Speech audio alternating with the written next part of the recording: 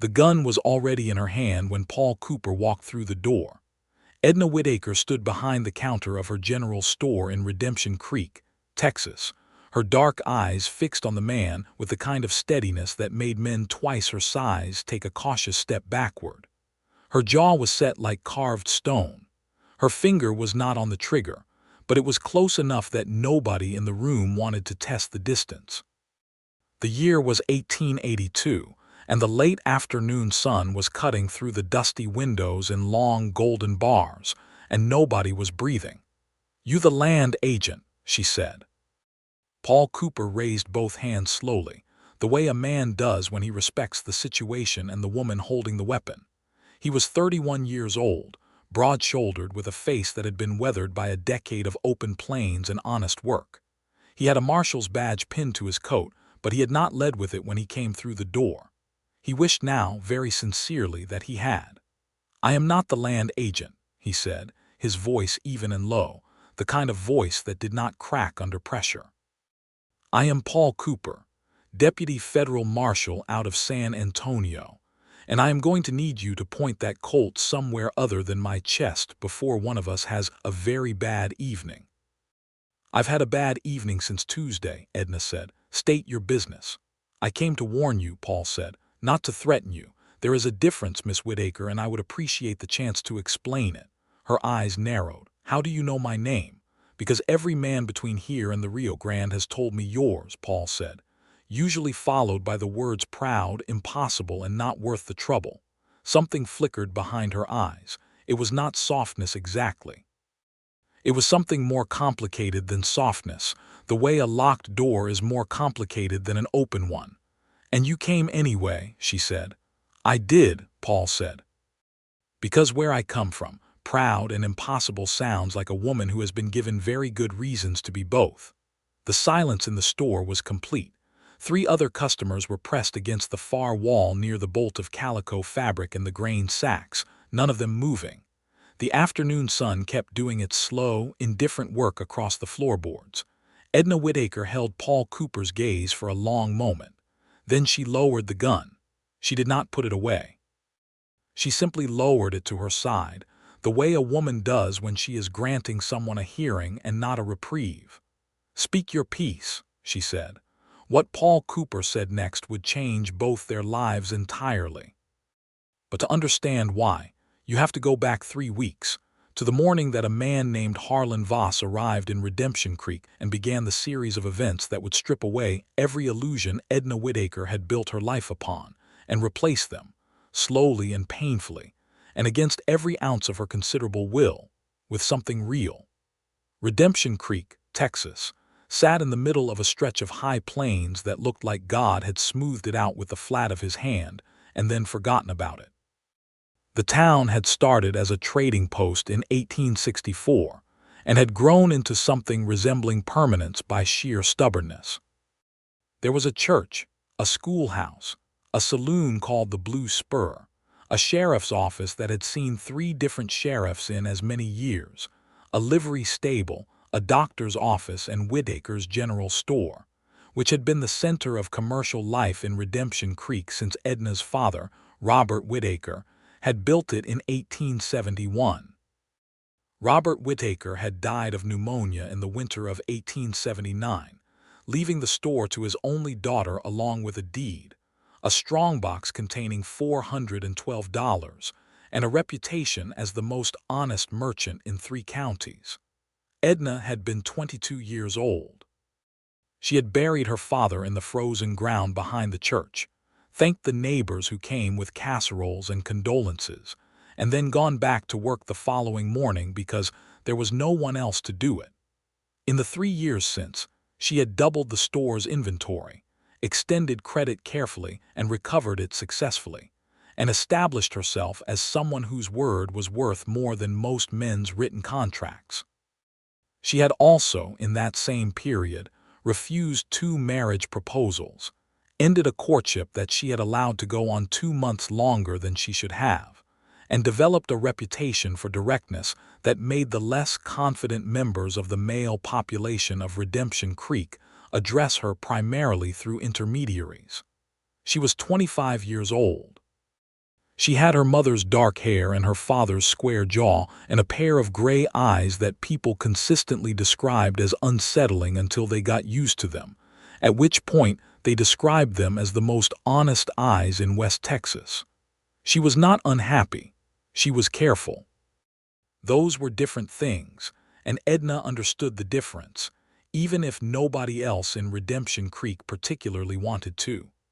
Harlan Voss arrived on a Monday, riding a good horse and wearing a suit that was too fine for the dust on the road. He introduced himself as a land acquisition representative for the Central Texas Development Company, a name that meant nothing to Edna until he unfolded a document across her counter and explained that the Central Texas Development Company had purchased, at tax auction, a parcel of land that included, according to the original survey records, the eastern 18 feet of the lot on which Whitaker's General Store currently stood. Edna had looked at the document for a long time without touching it. "That survey is wrong," she said. "The county records disagree," Voss said pleasantly. "The county records have been wrong before," Edna said. "My father had this lot surveyed in 1871. The store sits entirely within its boundaries." "Your father's survey," Voss said, still pleasantly, "appears to have been lost." She had looked at him then, really looked at him, the way she looked at a receipt when the numbers did not add up. He was about 45, with a salesman's easy smile and eyes that did not participate in it. There was something careful about the way he was watching her, something that was measuring her reaction more than it was informing her of facts. "I would like to see the original tax auction record," she said. "Of course," Voss said. "You are welcome to review the county clerk's office in Beaumont. I'm sure they will be happy to assist you." Beaumont was 60 miles away. Edna had spent the following 3 days making inquiries. She wrote to the county clerk. She asked the town's attorney, a slow and honest man named Edward Briggs, to review what documents she had. She asked the Redemption Creek sheriff, a man named Carl Duckett, who was reliable in the way that furniture is reliable, to look into Voss's credentials. And she talked to every merchant on the main street to discover that 3 of them had received identical visits, identical documents, and identical pleasantly delivered ultimatums. The Central Texas Development Company, it emerged, wanted to build a rail spur through Redemption Creek. The rail company itself was legitimate. The manner in which Harlan Voss was acquiring the necessary land corridor was not. The survey documents he was presenting had been altered. The tax auction records had been filed with the cooperation of a corrupt clerk in Beaumont who had been taking money from the Central Texas Development Company for 18 months. 2 of Edna's neighboring merchants had already signed over easements they did not legally owe.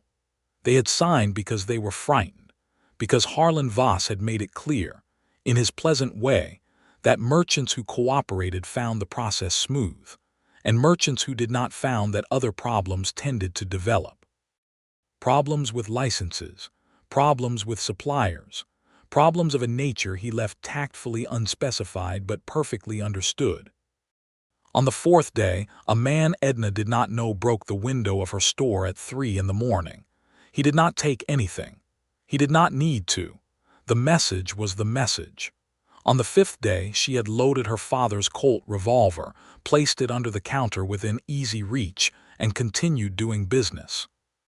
On the 6th day, she had received a letter from a woman named Mrs. Clara Briggs, the attorney's wife, who had heard through her own network of information that the federal marshal's office in San Antonio had been notified of suspicious land acquisition activities in Beaumont County, and that they were sending someone to investigate. On the 7th day, Harlan Voss came back and told Edna, with his pleasant smile fully engaged, that she had until the end of the month to sign or face a formal legal proceeding that, win or lose, would cost her more in legal fees than the property in dispute was worth. On the 8th day, Edna had gone to see Sheriff Duckett. Duckett had listened carefully and told her that land disputes were a civil matter and outside his jurisdiction, and that perhaps she should consider whether the development company's offer was actually quite reasonable given the circumstances.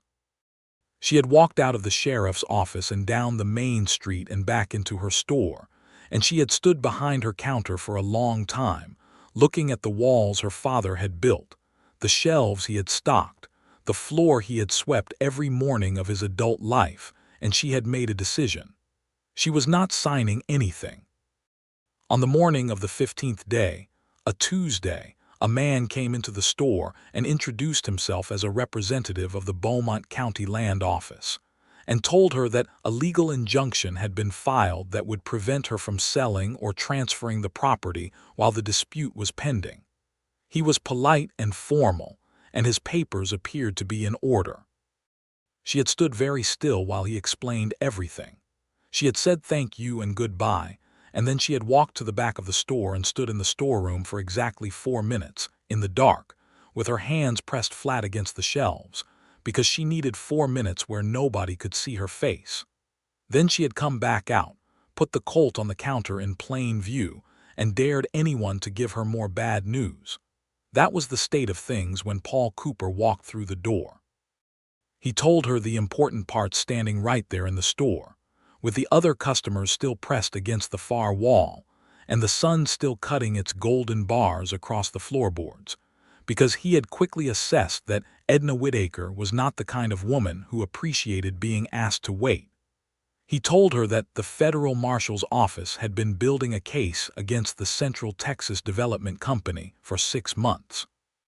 He told her that Harlan Voss was not merely an aggressive land agent, but a man who had performed identical operations in 3 other Texas counties over the past 4 years, always acting as the front man for the same set of investors, always using the same corrupt county clerk network, always leaving behind a trail of damaged businesses and frightened merchants who had settled rather than fight. He told her that 2 of those merchants had been hurt when they did not settle. One had lost his business to a fire, one had been badly beaten. He told her that a federal grand jury in Austin had been convened, and that testimony from the merchants of Redemption Creek would be critical to completing the case. He told her that she was, based on everything he had been able to learn in the past week, the only person in this town who had not been frightened into compliance. He paused then, watching her face, which had not changed significantly during any of this except to develop a very slight tension around the eyes that he recognized after a moment as controlled fury. "How long have you known about this?" she said. "About the operation, 6 months," Paul said. "About Redemption Creek specifically, about 8 days. 8 days, Edna said. "I had a window broken 6 days ago." Something in Paul's face shifted. It was not quite guilt, but it was related to it. "I know," he said. "I came as quickly as I could arrange. I am sorry it was not faster." She studied him. "You are a federal marshal, deputy federal marshal. And what exactly is it that you need from me, Deputy Marshal Cooper?" "I need you to be willing to testify," Paul said. "And I need you to let me do my job here without shooting me, if that is an agreeable arrangement." The 3 customers by the far wall had been listening to every word of this. Edna glanced at them briefly, the way a business owner glances at something she intends to address later, and then she looked back at Paul. "You can start," she said, "by telling me the name of the county clerk in Beaumont who has been filing fraudulent records for 18 months. Paul blinked. It was, she noted with no particular vanity, the first time his composure had shifted. "His name is Aldous Merritt," Paul said. "How did you know there was a clerk involved?" "Because the documents Voss showed me are too clean," Edna said. "Fraudulent documents that are difficult to trace require an insider. Tax auction records require a filing clerk. It is not complicated arithmetic, Deputy Marshal. It is just arithmetic." Paul Cooper looked at Edna Whitaker for a moment with an expression she could not immediately identify. She would later decide, reviewing the memory, that it had been the look of a man recalculating something important. "I was told," he said carefully, "before I came here that you were proud and impossible to deal with." "You were told correctly," Edna said. "I said at the time," Paul said, "that it sounded like a woman worth knowing." The evening that followed was a working evening and nothing more, which was appropriate, because the situation demanded work and not sentiment. Paul had rented a room at the boarding house run by Mrs. Hetty Marsh, who provided clean rooms, solid meals, and exactly no information about her guests to anyone who asked, a quality Paul had specifically sought out upon arriving in Redemption Creek.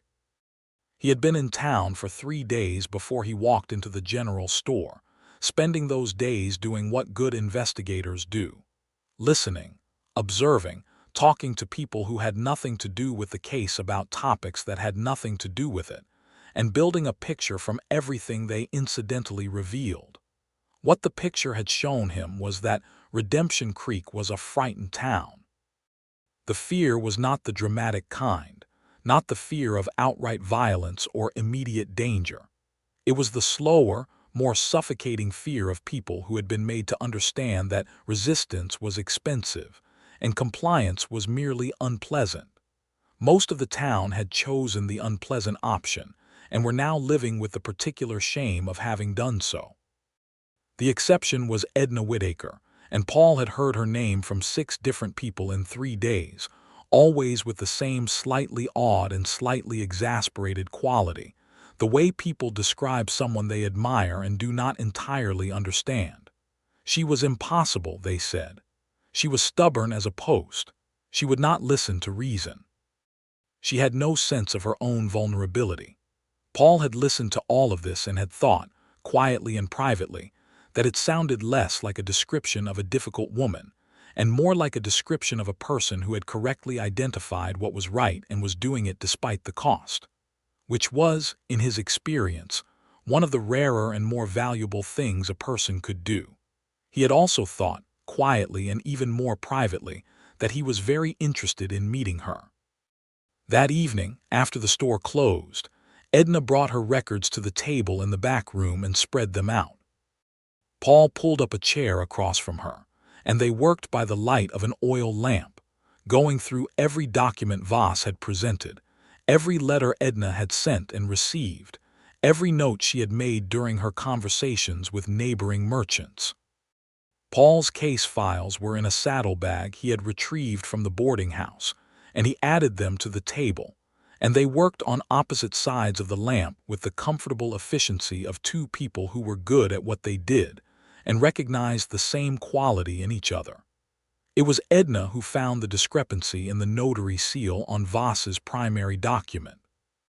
She found it because she handled enough legal paperwork in the course of ordinary commerce to know what a legitimate seal looked like, and the one on Voss's document had a slightly different registration point on the T in Texas than the standard notary seals she had in her own files.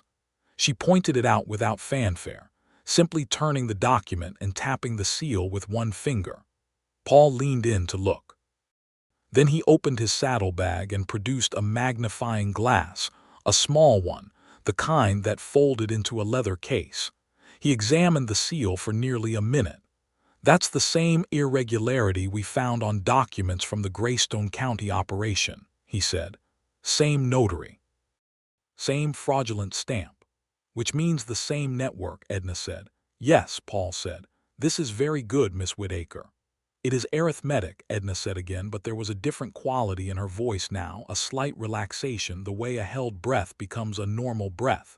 She had been carrying this alone for 2 weeks. Having someone else at the table, someone competent and purposeful, had shifted something. She did not acknowledge the shift. She turned to the next document. They worked until nearly midnight. Paul had questions that were specific and intelligent, and Edna answered them precisely and completely. When she did not know something, she said so. When she disagreed with Paul's interpretation of a document, she said that too, and twice she was right, and he revised his notes accordingly without making any particular thing of it, which she noted and appreciated without commenting on. When they had gone through everything, Paul stacked the documents neatly and sat back in his chair, rubbing his eyes with the heels of his hands in the way of a man who has been concentrating for several hours. "The grand jury convenes in 3 weeks, he said. "I need sworn affidavits from every merchant Voss approached, and I need them before he comes back here with whatever his next move is. "He will come back before 3 weeks," Edna said. "He gave me until end of month. That's 12 days. "I know," Paul said. "I intend to be between you and him when he does."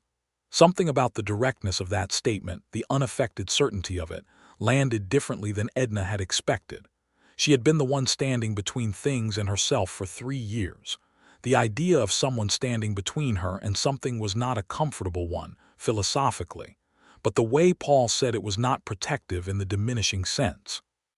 It was simply strategic.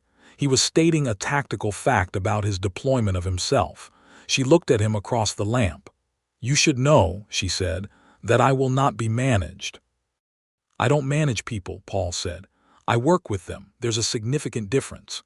"Most people who say that mean the first thing," Edna said. "I know," Paul said. "I understand why you'd expect that." He paused.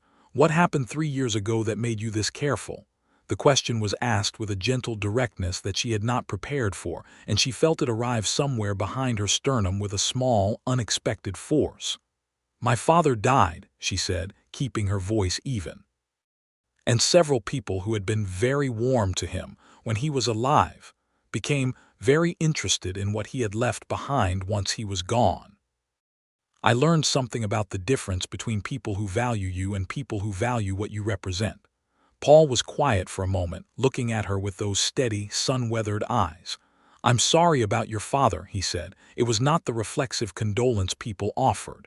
It was something more considered, as though he had taken a moment to mean it. "He was a good man," Edna said. "The store is what's left of him. I will not let them take it." "Then we will not let them," Paul said. He left an hour later, walking back to Mrs. Marsh's boarding house in the dark with his hands in his coat pockets, and the Texas stars doing their indifferent, brilliant thing overhead. He had worked with a lot of people in his decade as a lawman. He had worked with witnesses and informants and frightened shop owners and angry ranchers and cautious attorneys.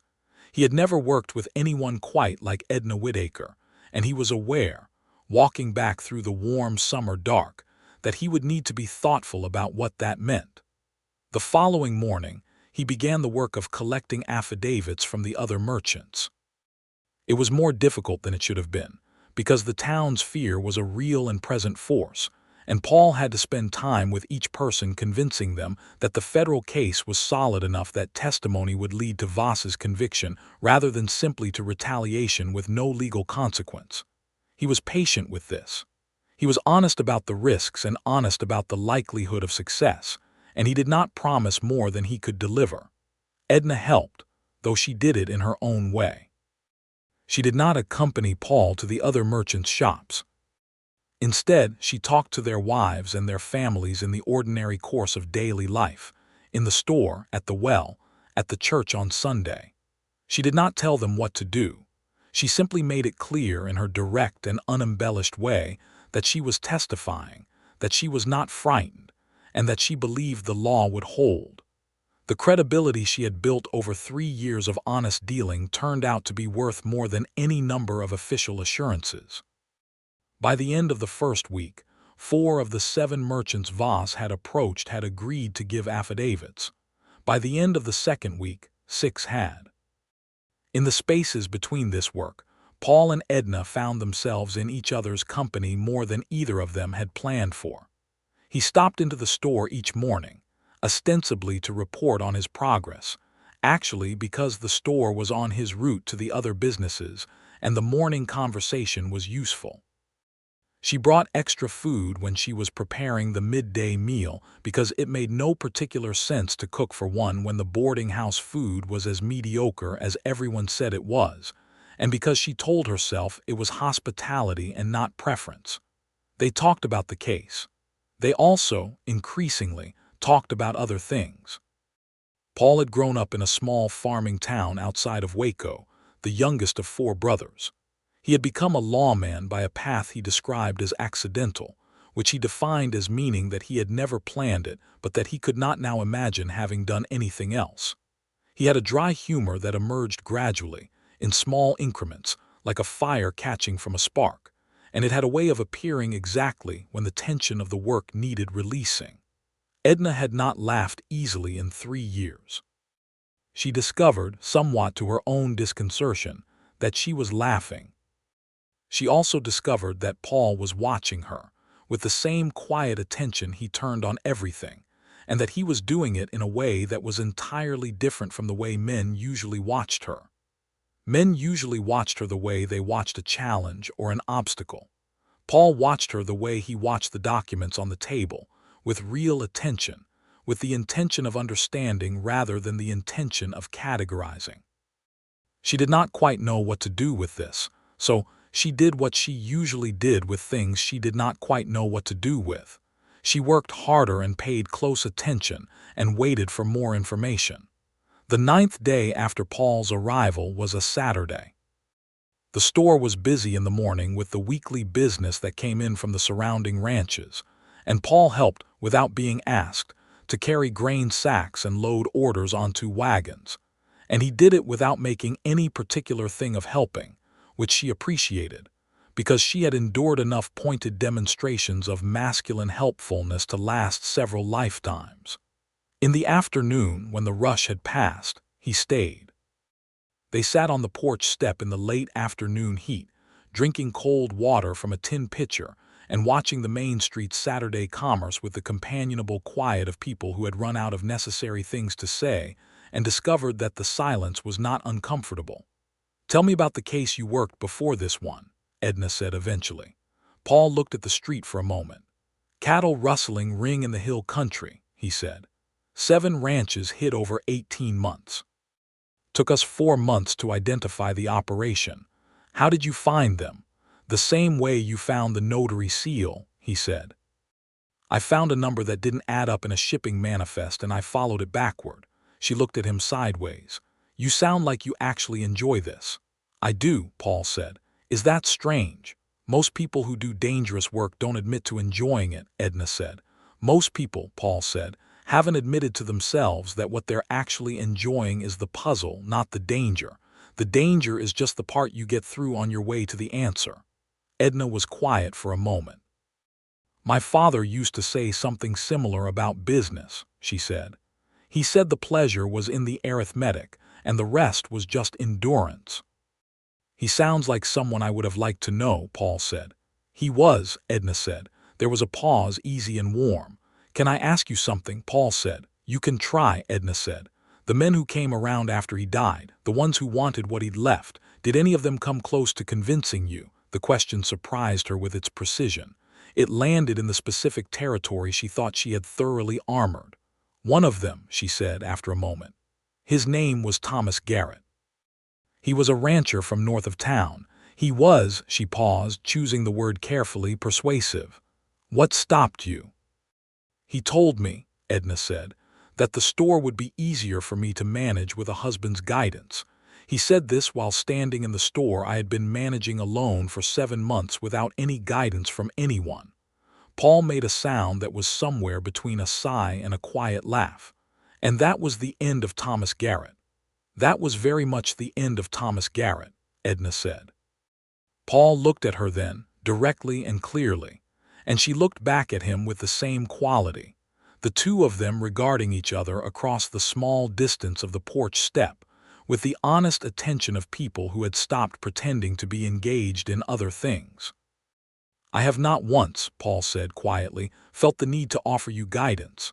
"No," Edna said, "you haven't." They sat with that for a moment. "That is not," she said carefully, "unnoticed." The evening of that same Saturday was when things became complicated in a new direction. Paul had gone back to the boarding house, and Edna had closed up the store and was locking the front door when she heard footsteps behind her. Not the ordinary footsteps of someone passing on the street. The specific footsteps of someone who had been waiting. She turned around with her hand already reaching for the small revolver she kept in her coat pocket, a .32 caliber Hopkins & Allen she carried, because it was lighter than the Colt, and she was not always behind a counter. The man standing in the shadows of the alley beside the store was not Harlan Voss. He was younger and rougher, and he had the particular posture of someone who had been sent rather than someone who had come by his own decision. "You Whitaker," he said. "I am," Edna said, keeping her voice perfectly level. The revolver was in her hand now, her coat concealing it except for the barrel. "Got a message," he said. "From Mr. Voss. He says you've been talking to the law and that this is his courtesy notice, that courtesy is running out." "Tell Mr. Voss," Edna said, "that I have heard him." "He wants an answer," the man said, "not just hearing." "My answer," Edna said, "is that I will be open for business at 7 o'clock Monday morning, as I am every Monday, and that anyone is welcome to come and buy goods at fair prices. That is the only answer Mr. Voss is going to receive from me." The man looked at her for a long moment. In the low light she could see him recalculating something. "He's not a patient man," the messenger said. "I have noticed," Edna said, "that men who are not patient tend to make mistakes. Good night." She walked back into the store, locked the door behind her, and then went to the window and watched until the man had walked down the alley and disappeared. Then she stood in the dark of the closed store for exactly 2 minutes and let her hands shake, because they needed to. And then she stopped letting them and went upstairs to her rooms above the shop and wrote down, in precise detail, everything the man had said and the time at which he had said it. In the morning, she told Paul. His face changed when she told him. It did not become alarmed, but it became focused in a different, sharper way. The way a face changes when something abstract becomes immediate. "You should have come for me last night," he said. "I handled it," Edna said. "I know you handled it," Paul said. "That is not the point." "Then what is the point?" "The point," Paul said carefully, "is that you do not have to handle everything alone. That is not weakness. That is," he searched for the word, "sense." Edna looked at him. "You sound frustrated." "I am," Paul said. "Because they sent someone to your door in the dark and I was 50 yards away and you did not come for me, and I cannot protect you if I do not know there is something to protect against." "I protected myself," Edna said. "Yes," Paul said. "I know. You are very good at protecting yourself. You are also," his voice changed again, becoming quieter and more careful, "the most important witness in a federal case, and if something happens to you the case suffers, and I would also, separately and personally, find it very difficult." The last 6 words arrived quietly and changed the air in the room. Edna stood very still for a moment. "Separately and personally," she said. "Yes," Paul said. She did not pursue it. Not yet. But she filed it with the same meticulous attention she filed all her important documents, in the place where she kept things that required revisiting. "He will come himself this time," Paul said, returning to the practical.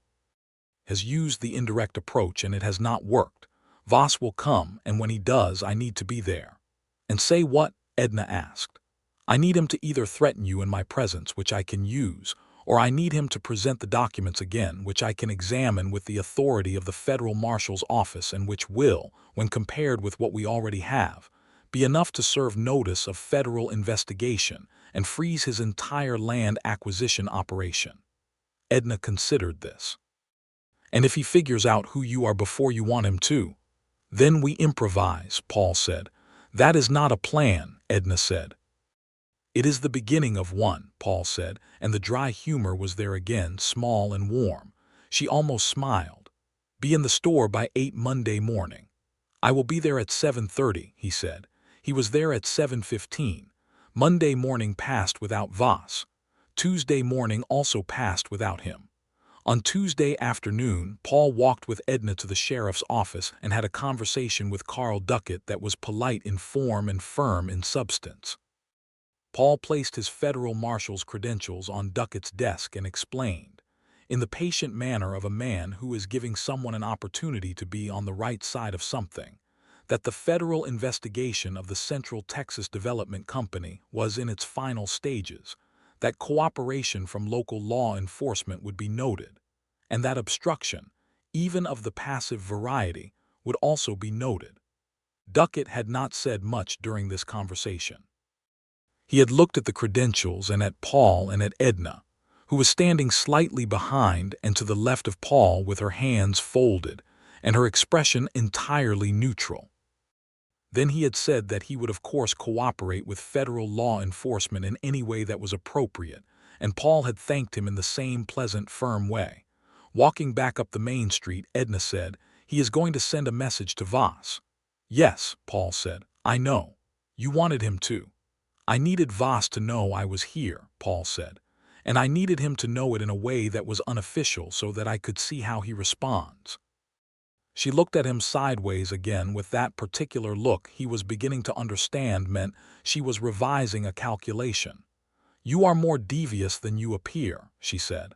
I prefer strategic, he said. Devious, she said, with a firmness that settled it. He laughed.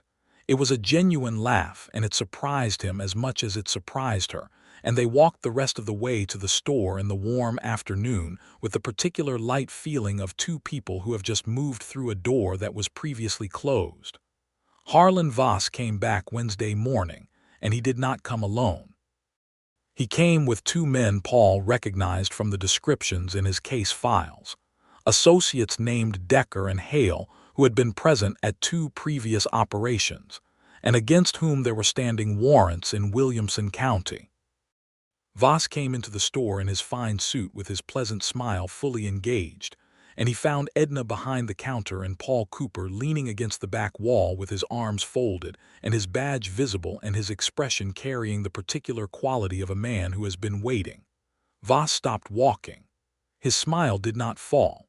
That was the thing about men like Voss.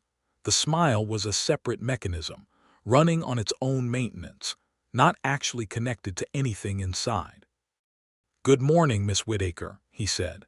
Good morning, Mr. Voss, Edna said, in the same tone she would use to acknowledge a barrel delivery. Voss's eyes moved to Paul. I do not believe we've been introduced, Voss said. Paul Cooper, Paul said. Deputy Federal Marshal, San Antonio District. I have warrants for two of the gentlemen with you, and I have a notice of federal investigation which I am serving on you personally, and I have officers of the law outside this building who are, at this moment, executing a concurrent warrant on the offices of the Central Texas Development Company in Beaumont. He produced the documents from his coat as he spoke, placing each one on the counter with a clean, deliberate motion. I also have, he said, placing the last document, a federal subpoena requiring your testimony before a grand jury in Austin on the 14th of next month. Voss's smile was still in place, but it had become entirely architectural, purely structural, with no function beyond maintaining the facade. I would like to speak with my attorney, Voss said. You are welcome to do that, Paul said. Officers. The door opened, and two deputy marshals Paul had requested from Austin, who had arrived the previous evening on the late stage and spent the night at the boarding house without announcing themselves, came through the door. They were not dramatic about it. They were professional and quiet, and they placed Decker and Hale under arrest with minimal ceremony, and took Voss by the arm in the specific way that communicates that the conversation is over. Voss went through the door. At the threshold, he turned back, and for just a moment the smile was entirely gone, and what was underneath it was not something pleasant. He looked at Edna with the specific cold fury of a man who is calculating what the future cost of this moment will be. Paul stepped between the door and Edna. He did it without drama. He simply moved, placing himself in the sightline, and the look Voss was directing at Edna landed on Paul instead. Paul met it with the same flat, steady expression he had maintained throughout, and held it there until Voss was through the door and the deputy marshals had him on the street. The store was quiet. Edna realized she had been holding the counter's edge with both hands. She released it deliberately, looking down at her hands for a moment as though checking them, and then looked up. Paul was watching her. It is not over yet, he said. There will be a trial. The grand jury first, then trial. You will have to testify. I know, Edna said. It will take several months. I know that too, Edna said. She looked at him. You should know that I am not afraid of it. I know you aren't, he said. I am aware that you are not afraid of very much. I am afraid of things, Edna said quietly. I am just not afraid of things I can do something about. Paul was very still for a moment. Then he crossed the store and stopped in front of the counter, close enough that the lamp between them threw equal light on both their faces, and he looked at her with the full force of the attention she had been trying not to notice for the past 2 weeks. Miss Whitaker, he said. Edna, she said. It came out before she had finished deciding to say it. He registered this with just a slight shift of expression, something warm and very careful. Edna, he said, when this is concluded, the trial, the testimony, all of it, I would like to come back here, not in an official capacity. She looked at him. That is a long time to make a declaration and then leave. I know, Paul said. I know that is not what you deserve. I would stay if I could, but the case requires me in Austin for the proceedings, and then I have other obligations. But I will come back, if you want me to. The arithmetic of the situation was not complicated, but it was not simple either. He would be gone for months. He was asking her to wait for something she had not agreed to wait for, on the basis of 2 weeks' acquaintance during an exceptionally particular set of circumstances. She was aware of all of this. She was also aware, standing on the other side of the counter from Paul Cooper, that she had not once in 2 weeks felt the need to protect herself from him. Not from his judgment, not from his intentions, not from his perception of her. That was so unusual a feeling that she had been examining it from multiple angles for several days and had been unable to find anything false in it. I want you to, she said. He smiled then, a real smile, the kind that used his whole face, and it changed him in the way that something true always changes the person it comes from. Then I will see you in approximately 4 months, Edna Whitaker, he said. I will be here, she said. I will be behind that counter because some things do not change. He left the following morning. She did not go to see him off, because she thought it would be undignified, and then changed her mind and went anyway, and found him at the livery stable with his horse already saddled and his saddlebags packed. And they stood in the warm, early morning with the entire town going about its ordinary business around them, and had a quiet conversation about nothing important for about 10 minutes. And then he said goodbye in a way that was simple and direct and somehow complete. And she said goodbye back in the same way, and she walked back to the store and opened up for business at 7 o'clock, as she always did. She was not unhappy. She was waiting. Those were also different things, and she understood the difference. The months that followed were not idle months. Edna gave her sworn affidavit to a federal attorney who came to Redemption Creek in September, a careful young man named Whitfield who took 3 hours to get through her testimony because she was thorough and specific and would not sign any document that did not precisely reflect what she had actually said. She received 3 letters from Paul during this period.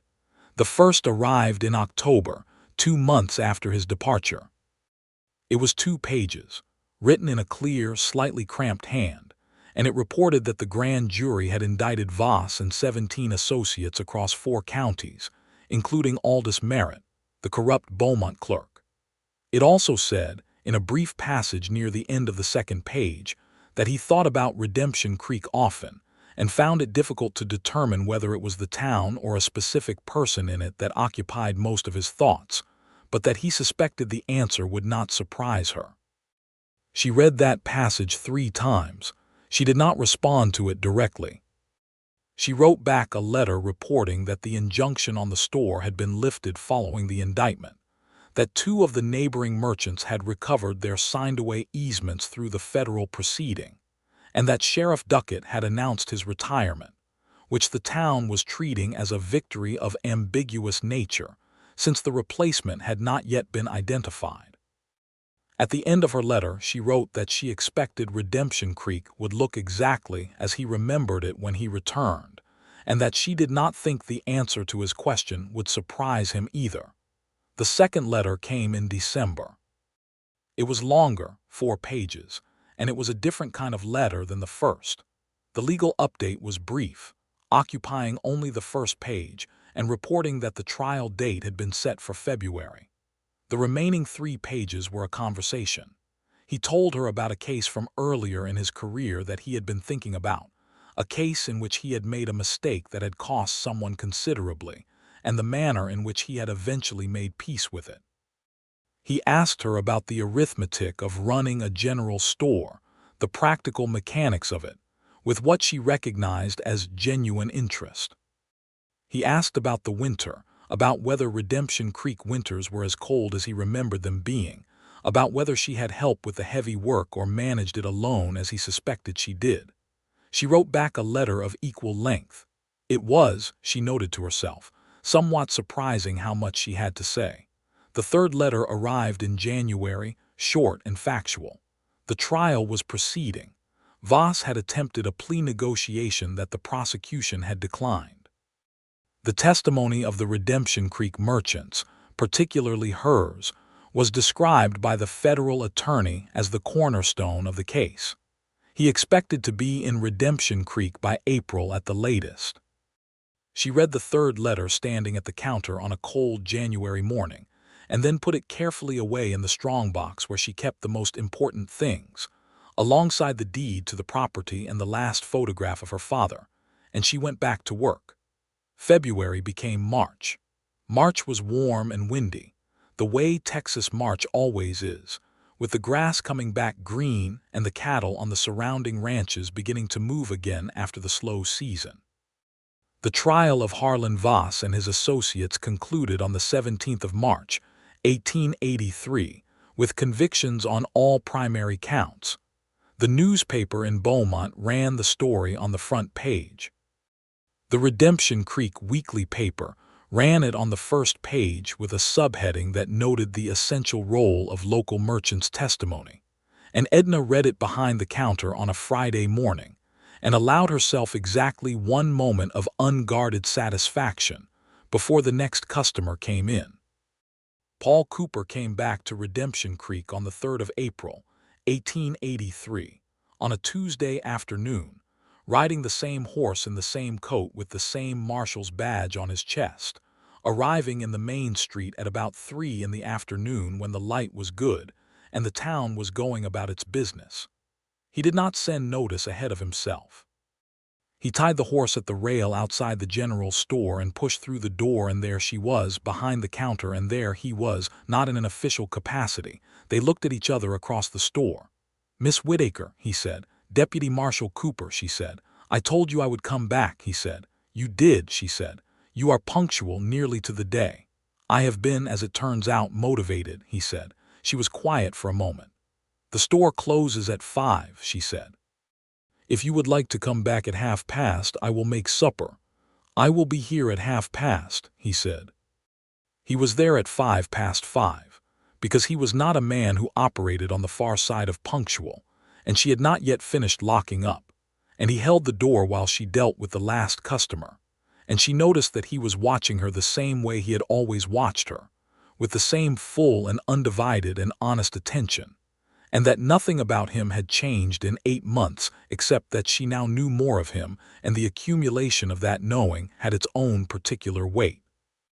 Supper was eaten at the table in her rooms above the store, which were clean and personal, and told him things about her that she had not told him in letters.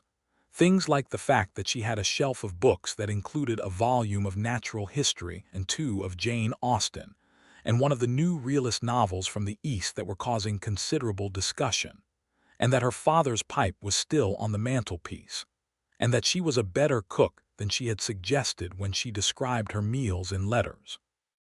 They talked through supper and through the clearing of supper and into the late evening, and it was easy in a way that 8 months of correspondence had built toward, a conversation that had never really stopped, just paused for delivery. At some point in the evening, he reached across the table and covered her hand with his, and she did not pull her hand away. She turned it over instead, slowly and deliberately, and let her fingers close around his, and they sat like that for a while, the lamp burning low, the Texas night doing its warm spring thing outside the window, and talked about what came next. What came next was this. Paul had, in the months of the trial, put in a request to be considered for a permanent posting to the San Antonio District's regional office in Beaumont County. The posting had been approved the week before the trial concluded. Beaumont was not Redemption Creek, but it was close. It was a day's ride in good weather, and the nature of the posting would allow regular travel through the region. This was what he told her. What she told him was that she had been thinking for some time about the nature of permanence and what she wanted it to look like, and that she had concluded, in the methodical way she concluded things, that what she wanted was not to be less than what she was, but to be it alongside someone. He looked at her for a long moment after she said that. "Would you give me some months?" he said. "To be here properly, to court you in the actual and old-fashioned sense, because I think you deserve that and I want to do it right."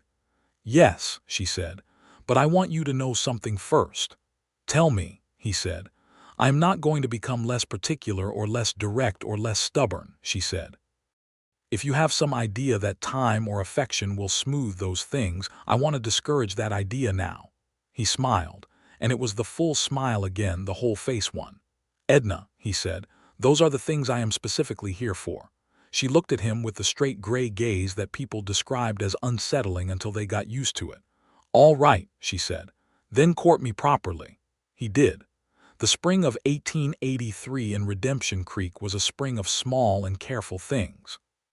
Paul was based in Beaumont but came to Redemption Creek every week and a half, sometimes every week, and stayed 3 or 4 days at a time. And he did what he had promised and courted Edna in the proper and old-fashioned way, which meant that the town of Redemption Creek watched the whole business with the absorbed attention of people who feel they have a personal stake in the outcome. He brought things from Beaumont, a particular kind of coffee she had mentioned wanting but could not get through her usual supplier, a new agricultural almanac, a geology text she had asked about because a customer had been discussing local mineral formations and she had wanted to understand the context. He was specific in his attention, which she valued more than any quantity of flowers. She showed him the town, not the buildings and businesses he already knew, but the country around it, the places she went on Sunday afternoons when the store was closed and she needed open space, the small creek 3 miles east that had given the town its name, and that ran clear and cold even in summer, the rise to the northwest from which you could see 40 miles on a clear day. She showed him things that were personal and meaningful, without making declarations about them being personal and meaningful, simply bringing him to them and letting him understand by proximity. There were difficult conversations. He was gone more than he was present, and she would not pretend that was easy. She told him so, directly and without drama. He heard it without defending himself or minimizing it, and he told her honestly what the posting required and honestly what he was willing to do about it. She had a hard week in May when a late cold snap damaged the vegetable garden she kept behind the store, and she was tired and short-tempered and not her best self. And he was there that week, and he did not require her to be her best self. He helped fix the cold frames and made coffee, and was present in the uncomplicated way of someone who is not there to be impressed.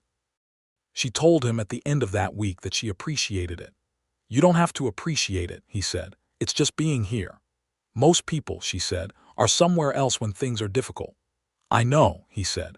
They were sitting on the back steps of the store in the May evening, the damaged garden in front of them, the sun going down orange and red over the high plains. She was leaning slightly against his shoulder, which had become, gradually and without announcement, a thing that happened. "Paul," she said. "Yes." "I think," she said, with the precise and careful quality she brought to important arithmetic, "that I am very much in love with you." He was quiet for a moment. "I have been," he said, "in love with you since you lowered that colt and told me to speak my piece." She laughed, and it was the real kind, the whole kind, the kind she had not laughed for a very long time before he arrived. He proposed in June.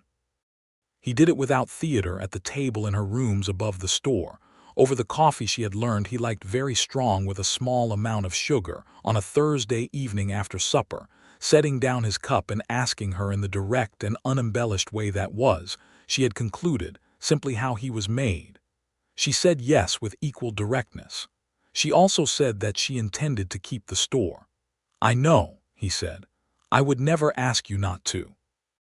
"And my name," she said. I have been thinking about whether to keep my name alongside yours as a professional matter because the store's reputation is built on Whitaker. Edna Whitaker Cooper, he said, trying it. That sounds like a woman worth knowing. Stop, she said, but she was smiling. I mean it, he said. Whatever you decide about the name, it's yours to decide. She looked at him. Whitaker Cooper, she said. I will be Edna Whitaker Cooper because both are true. They were married in September of 1883 in the Redemption Creek Church, on a warm afternoon with the whole town present, including all 6 of the merchants who had testified, including Edward Briggs, the attorney, and his wife Clara, who had written the letter that had, in a small but real way, set things in motion. The new sheriff, a competent man named James Albright who had been elected in the spring, was there. Mrs. Hetty Marsh from the boarding house was there, having claimed a personal investment in the outcome on the grounds that the whole thing had started under her roof. Edna wore a dress she had made herself from good blue wool, because it was her wedding and she did not intend to be uncomfortable in it.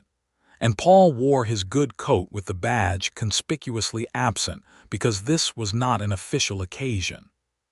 She carried 3 flowers from the kitchen garden, white and unelaborate, and she walked down the aisle of the church in the straight, unhurried way she walked everywhere. And when she reached the front and took his hand, the look on Paul Cooper's face was the look of a man who cannot quite believe his good fortune and is not going to waste a moment of it. They took 3 days away from Redemption Creek, riding north to a small ranch hotel near the Guadalupe River that a colleague of Paul's had recommended. 3 days of the kind of privacy that belongs to people who have been patient and careful and have earned the right to it. When they came back, the store was waiting and the work was waiting, and the daily life of Redemption Creek was exactly as they had left it, which was exactly as it should be. Paul's posting in Beaumont continued through the following year, and he traveled frequently, and this was difficult in the way they had honestly acknowledged it would be. But he came home as often as he was able, and the weeks at home had the particular warmth of things that are not taken for granted, and Edna ran the store with the same precision and honesty her father had established, and that she had maintained, and in some ways improved upon, and the store's reputation spread, and its business grew. In the spring of 1884, Edna told Paul she was going to have a baby. He was at home when she told him, sitting at the kitchen table, and he went very still for a moment in the way of a person receiving news that is large enough to require a moment of stillness. Then he crossed the kitchen and held her in a way that was careful and complete and said nothing for a long time, which was, she had learned how Paul expressed things that were too large for his customary directness. "Are you frightened?" he asked eventually. "A little," she said. "Are you?" "Yes," he said, "and very happy at the same time." "That seems like the right response," she said. She continued working through most of the pregnancy, because the store required it, and because she was healthy, and because sitting still made her impatient. She hired a young woman named Rose Hawkins to help with the heavier work in the later months, and Rose turned out to be quick and reliable and good with customers. And Edna kept her on after the baby came, because she had the practical sense to recognize good help. The baby was born in November of 1884, a boy delivered by the Redemption Creek doctor, a new doctor now, a young man named Aldous Campbell who had come to town in the spring and was, Edna had decided after 2 conversations, competent and careful, which were the qualities she valued most in people who attended to important things. The boy was healthy and loud, and regarded the world from the very first day with a pair of gray eyes that everyone who visited said were unmistakably his mother's. They named him Robert, for Edna's father. Paul held Robert Whitaker Cooper on the morning of his birth, standing in the bedroom above the store with the November light coming through the window, and Edna watched from the bed with the particular clarity of someone who has just done something very hard and very significant, and is not yet entirely accounted for on the other side of it. "He has your eyes," Paul said. "He has my father's name," Edna said. "I hope he has your patience."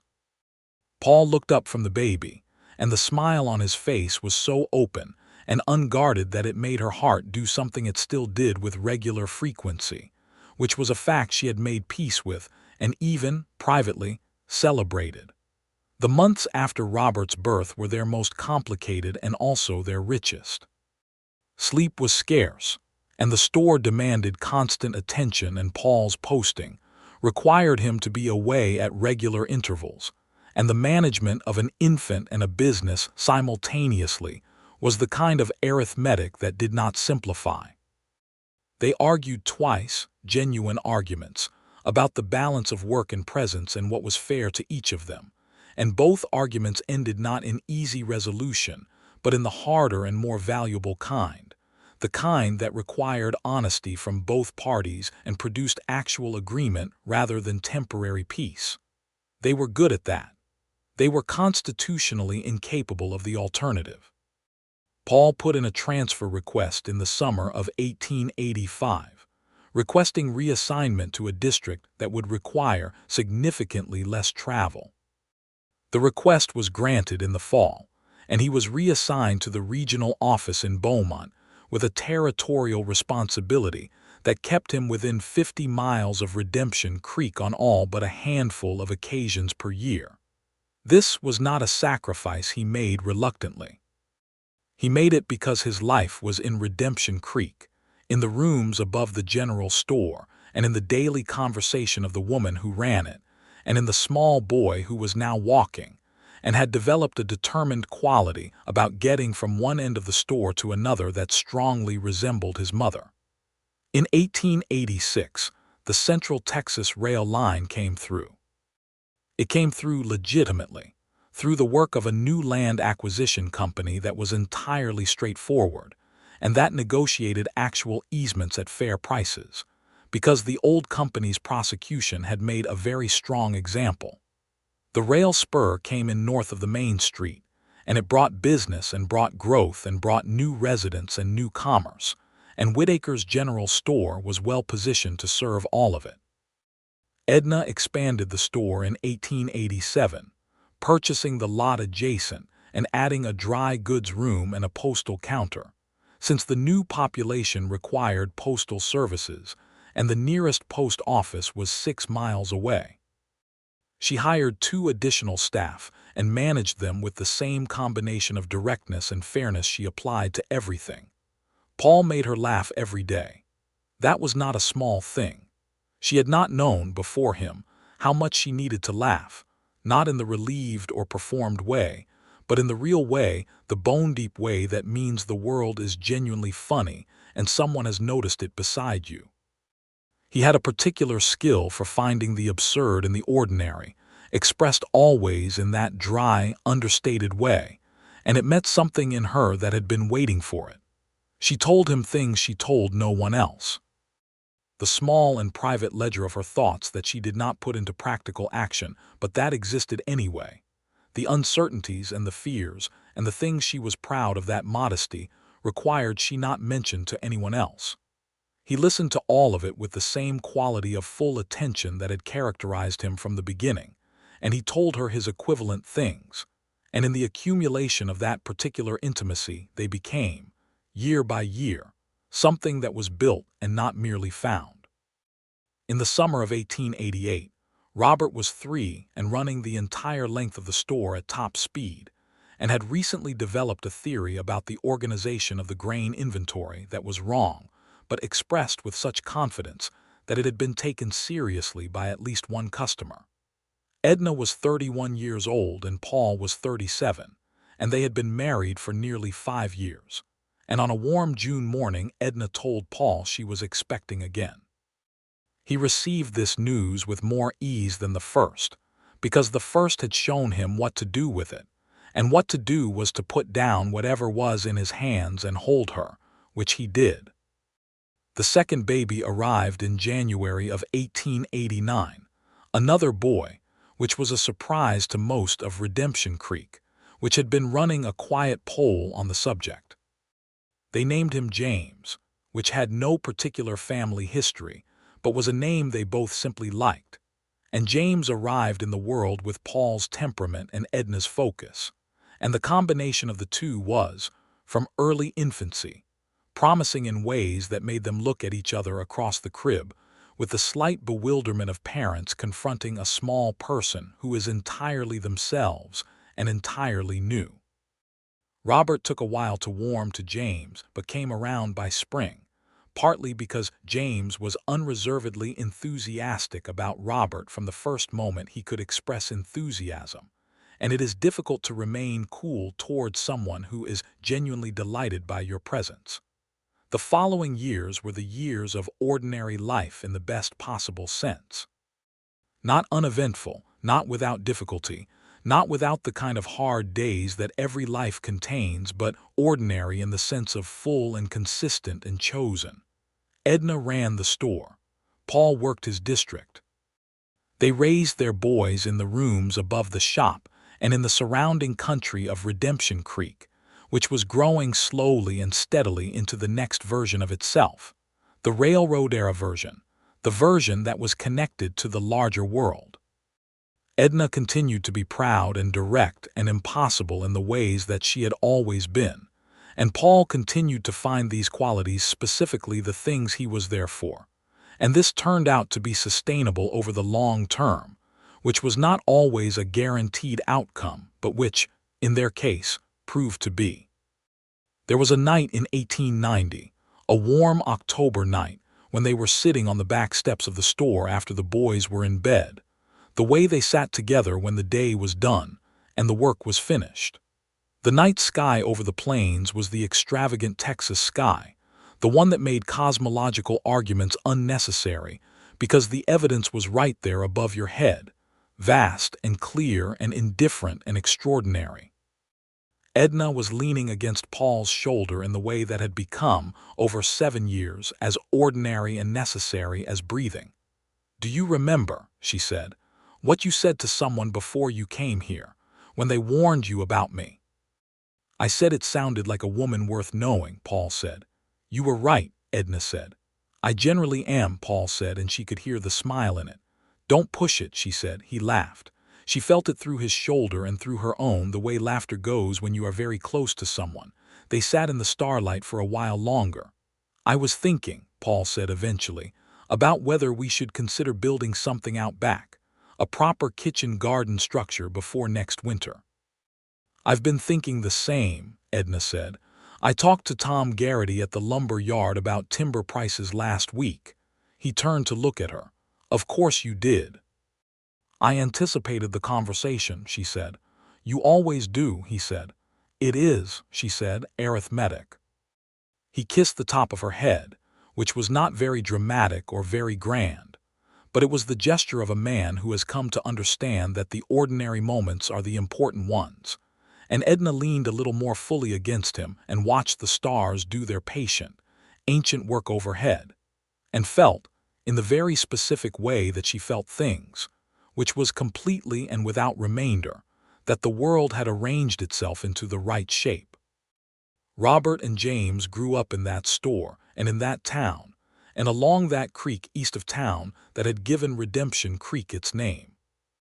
Robert became, at an early age, deeply interested in the engineering of things, the way the railroad bridges were built, the way the new telegraph lines were strung, and Edna ordered him engineering texts from the Eastern publishers, and he read them with a concentration that was recognizably hers.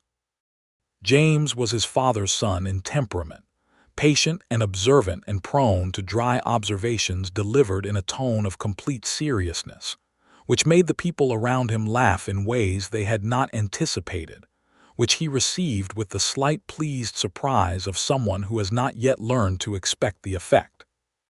In 1892, Edna hired a full-time store manager, a man named Abe Porter who had come to Redemption Creek from San Antonio with excellent references and a calm competence that met her standards on the first day. The hiring of Abe Porter freed Edna to spend more time on the supply side of the business, the negotiating and ordering and financial management that she had always been best at, and that had been increasingly crowded out by the daily demands of the expanded store. This was a practical decision with practical results, but it was also the first time in 11 years that Edna had stepped back even partially from the daily frontline of the business. And she noticed, with some surprise, that she did not miss the frontline as much as she had expected. What she had been doing for 11 years was maintaining her father's work. What she was now doing was building her own, which was a different thing, and she understood, sitting with that difference, that she had not been able to see it until she was no longer alone in defending what had been left to her. She told Paul this one evening, working through the thought out loud the way she occasionally did with him, in the careful and exploratory manner of someone constructing an argument from available evidence. "You have been building your own for a long time," Paul said. "You just had to fight to do it, and fighting and building look different when you are doing them at the same time." She considered this. "You are occasionally insightful," she said. "Occasionally," he agreed, without any particular modesty.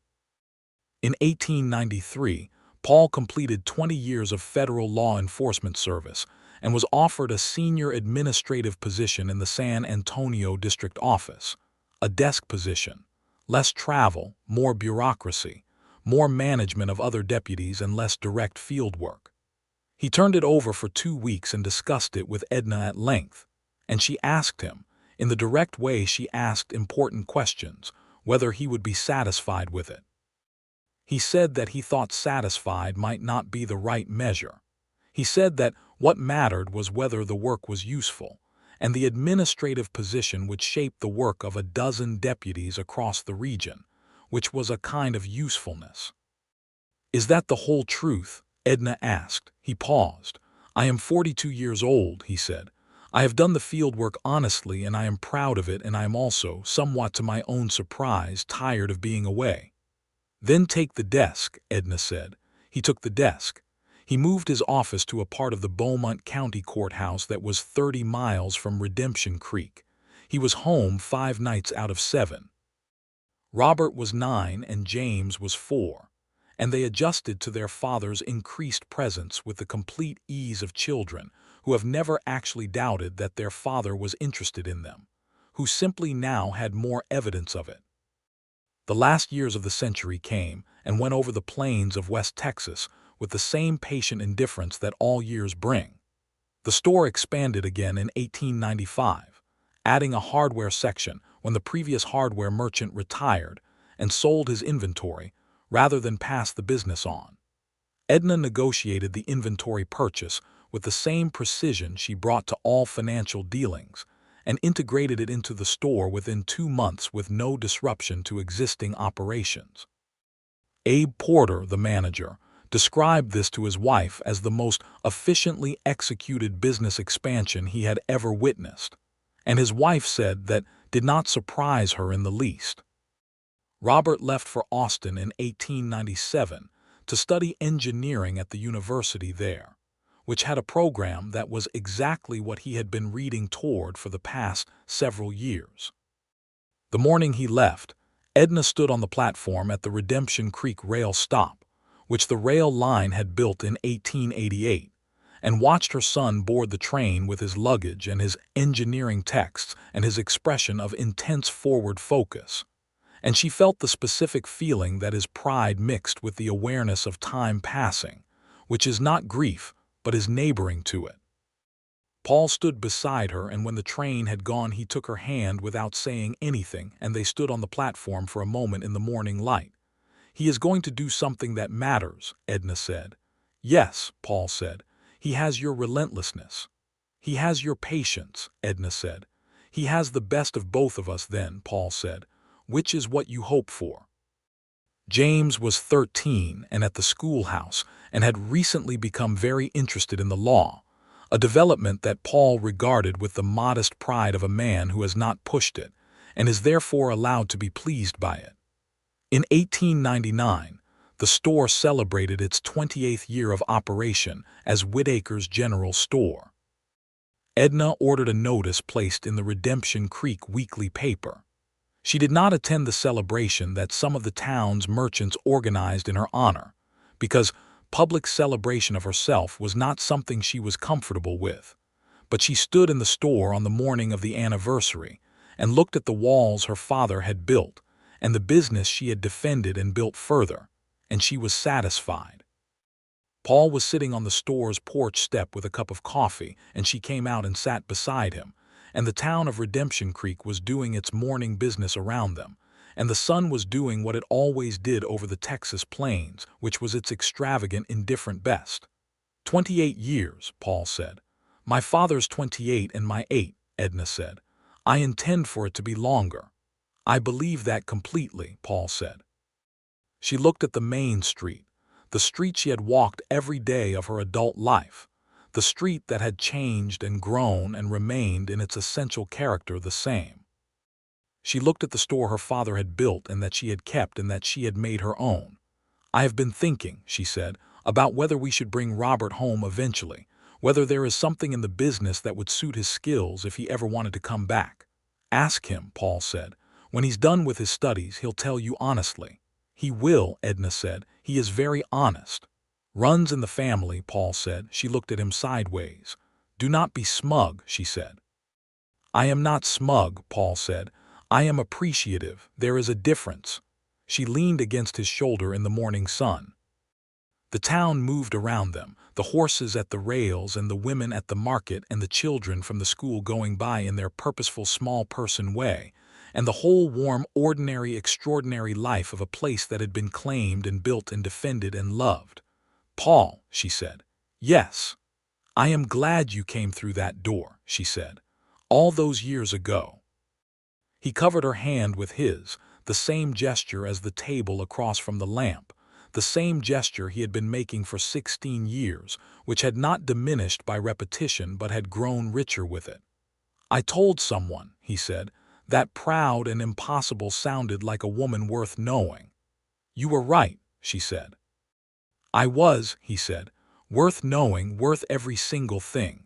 She smiled, the full smile, the real one, the one she had not smiled easily before him and had smiled almost every day since. The sun kept climbing. The store was about to open. The day was ahead of them, ordinary and full in theirs. Redemption Creek, Texas, 1899.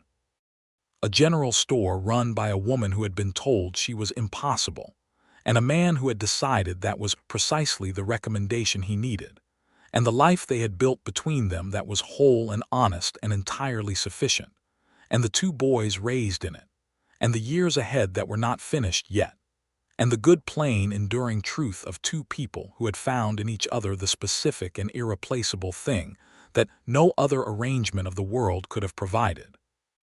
That was the end and the beginning both, as all good things are. The store opened at 7 o'clock as it always did, and the day was good.